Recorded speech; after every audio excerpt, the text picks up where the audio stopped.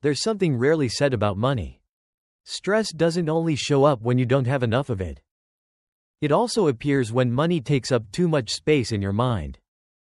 Even when you're not buying anything, not making big mistakes, not overspending. When money lives constantly in your thoughts, it quietly drains your calm, your creativity, and your ability to think clearly. This video isn't about getting rich fast. It's about how money occupies your mental space, and what changes when you take that space back.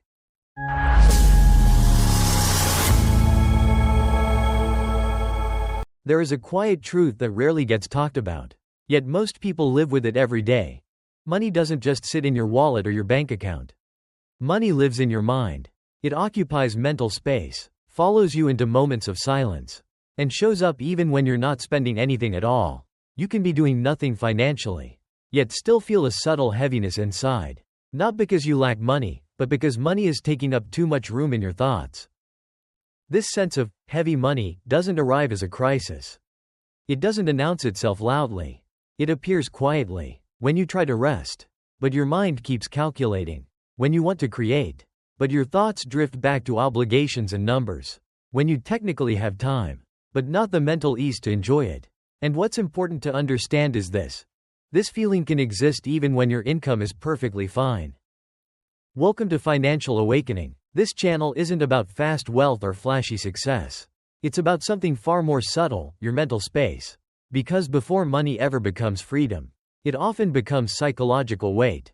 And when we fail to notice that, we keep believing the problem is not enough money, while the deeper issue is a crowded mind that has no room to breathe, reflect, or choose clearly. Money has a unique influence. It doesn't just affect what you can buy, it quietly shapes how you think. When money occupies too much mental space, your brain shifts into survival mode. Creativity fades. Long-term thinking narrows. You stop choosing and start reacting. Life becomes maintenance instead of intention. This video isn't here to judge or instruct. It simply offers a different lens. Perhaps what you're really looking for isn't more money, but a lighter mind. If this resonates with you, stay until the end. And if you value calm, thoughtful conversations around money and mental clarity, consider subscribing to Financial Awakening. It truly helps us continue creating meaningful work. Before we continue, here's a question for you to reflect on. On a typical day, how much mental space does money occupy for you, even when you're not spending anything? Share your thoughts in the comments. There is a subtle connection between money and creativity that often goes unnoticed. Not because creativity requires more money, but because when financial pressure becomes constant, the mind naturally shifts into survival mode. This isn't a personal flaw. It's how the human brain is wired. When unresolved financial stress or debt sits quietly in the background, mental space begins to shrink. Thinking becomes narrower. Questions slowly change. From, what else could I explore? To, how do I avoid mistakes? From, what feels meaningful? To, what feels safe? This shift happens quietly, yet its impact is long-lasting. Debt is more than a number. It's a mental state, a low-level noise that hums in the background of everyday life, whether we acknowledge it or not. And when that noise grows loud enough, it consumes the energy once reserved for creative thought, for long-term vision, for ideas that don't offer immediate certainty. Many people eventually conclude that they've lost their creativity, when in reality, the space for it has been crowded out.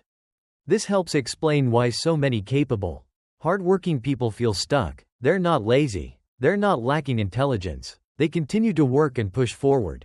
But their thinking revolves around maintenance. Maintaining income, maintaining stability, maintaining a fragile sense of control. In that state, creativity feels distant, not because it lacks value, but because the mind no longer has the room to access it. At Financial Awakening, this isn't framed as right or wrong. It's simply an observation. When financial pressure occupies too much mental space, the ability to choose intentionally begins to fade. People react instead of reflect. Over time, life becomes shaped by reflexes rather than awareness. This is why conversations about money are never just about money. They are conversations about mental capacity, about how much room your mind has to think clearly, imagine differently, and respond with intention. A mind constrained by constant financial tension struggles to see opportunities, let alone create them. Perhaps the first step toward financial freedom isn't earning more, but reclaiming mental space. Space to think without urgency. Space to pause. Space to see beyond immediate pressures. Because clarity doesn't come from abundance alone, it begins with a quieter mind. A calm mind doesn't make a person passive. In many ways, it does the opposite. It creates the conditions for clearer decisions. The difference between a decision that serves us and one we later regret rarely comes down to knowledge. More often, it comes down to the mental state in which the decision was made. When financial stress occupies the mind, every choice carries an invisible layer of pressure. We aren't just choosing an item, a job, or a direction, we're choosing while anxious. And decisions made from anxiety tend to be reactive, short-term, and defensive. They may solve the immediate moment, but they rarely serve the larger picture. A calmer mind operates differently. It doesn't rush toward answers. It slows down enough to see the problem in layers. In this state, people are less driven by emotional impulses or undefined fears. There is space to pause, not to avoid action, but to observe before acting.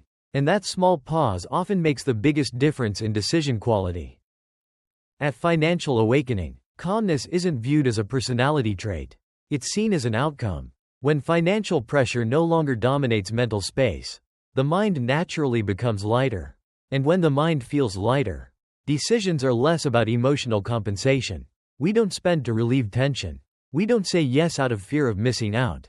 We don't avoid difficult choices simply because they feel uncomfortable. Clarity in decision-making doesn't come from controlling every variable. It comes from not being pulled by every internal signal. Someone with a calm mind can see money as a factor to consider, not a force that dictates every move. They understand that no decision is perfect, but their choices are intentional. Over time, a series of small, clear decisions begins to shape a different trajectory. Not dramatic, not sudden, but steady. And perhaps what many people are truly searching for isn't better financial strategies, but a mental state quiet enough for good judgment to emerge naturally. Many people confuse financial freedom with luxury. They picture expensive items, lavish travel, or a lifestyle where price no longer matters. But luxury has never been the core of freedom. It is simply the most visible surface. At a deeper level, financial freedom is about having options. Options don't always need to be used, but their existence changes how a person relates to the world. With options, someone isn't forced to stay in a situation purely out of financial fear. They aren't compelled to say yes to everything just to maintain a fragile sense of security. And they don't make decisions while feeling cornered. Luxury attracts attention because it's loud.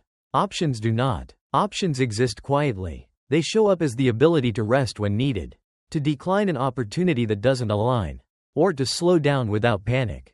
These moments rarely stand out, yet they create stability from within. Someone with options may not look different on the outside, but internally, there is a fundamental shift, the absence of feeling trapped. And that internal shift quietly improves daily life. Without the pressure to prove, to keep up, or to compensate, decisions become clearer and more grounded.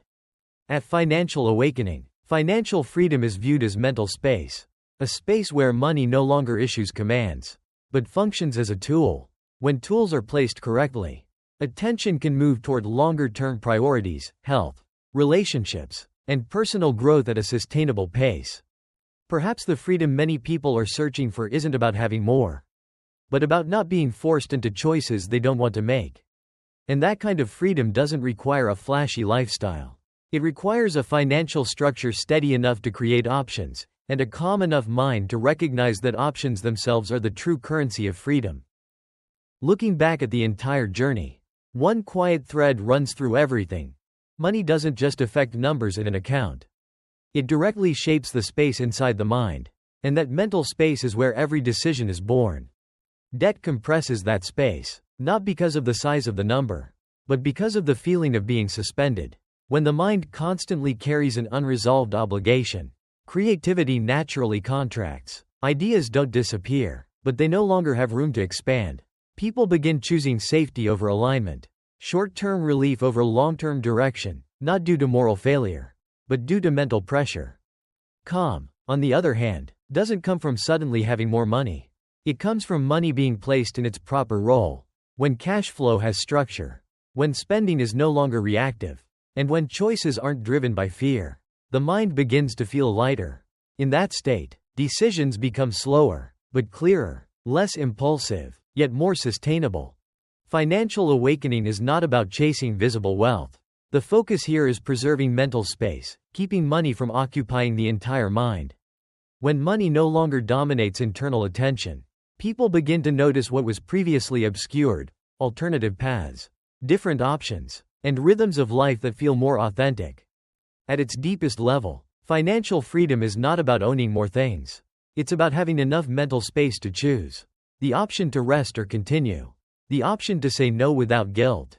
The option to change direction without panic. These choices rarely attract attention, but they quietly define the quality of a life. Perhaps the most valuable thing money can offer isn't a sense of status, but the absence of weight. And when the mind is light enough, creativity, connection, and clarity naturally return, allowing life to be built in alignment with inner values. Quietly, steadily, and with intention. Money doesn't become heavy because of a single bad decision. It becomes heavy when it quietly occupies too much mental space.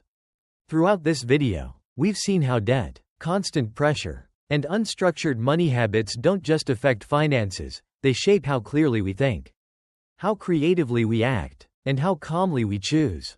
When the mind is crowded by financial stress, even good opportunities can feel overwhelming. When the mind is calm, decisions tend to be steadier, more intentional, and more aligned with what actually matters. The deeper lesson here is simple: financial freedom is less about luxury and more about options. Options come from mental clarity, and mental clarity often begins when money is placed back into its proper role, as a tool, not a constant source of tension. A practical way to apply this is to notice how money shows up in your thoughts each day. Not to judge it, but to observe it. Before you go, here's a question to reflect on. What money habit takes up the most mental space for you right now? If you feel comfortable, share your perspective in the comments so others can learn from it too. And if this video resonated with you, consider subscribing to Financial Awakening. Your support helps us continue creating calm, thoughtful content like this.